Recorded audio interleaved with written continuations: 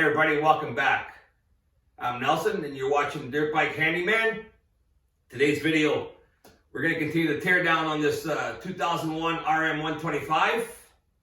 So let's get started. Now we'll move on to the back end to remove the shock and the swing arm. Before I remove the shock, I want to release the tension on the spring. It's much easier to do when it's on the bike than when it's off.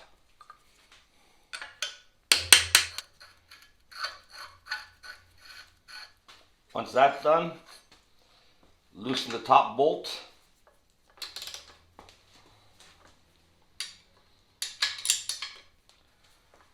Moving to the bottom of the shock, first we got to remove these two wishbones. So we're going to remove this bolt and this bolt. And it's a 17 mil.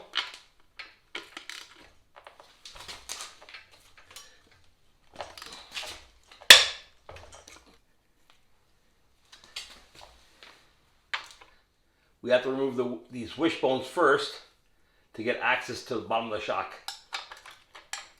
And it's a 14 mil.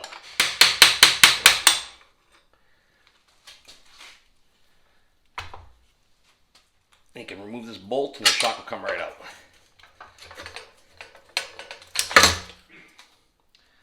Once that's all done, time to remove the swing arm axle. 22 mil on this bike.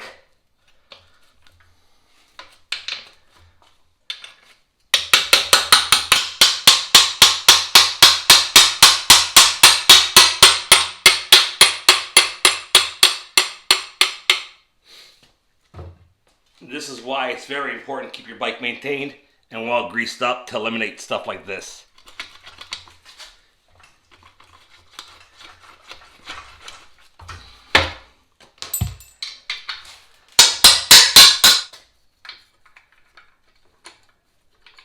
We are getting close, guys.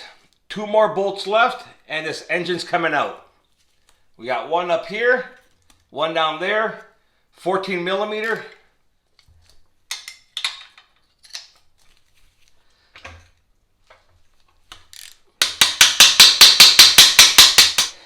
This bottom bolt here, it fought me all the way out. Look how dry that is and rusty. Anti-seize will fix it. Before you put anything back, a little bit of anti-seize and it saves you a lot of headaches.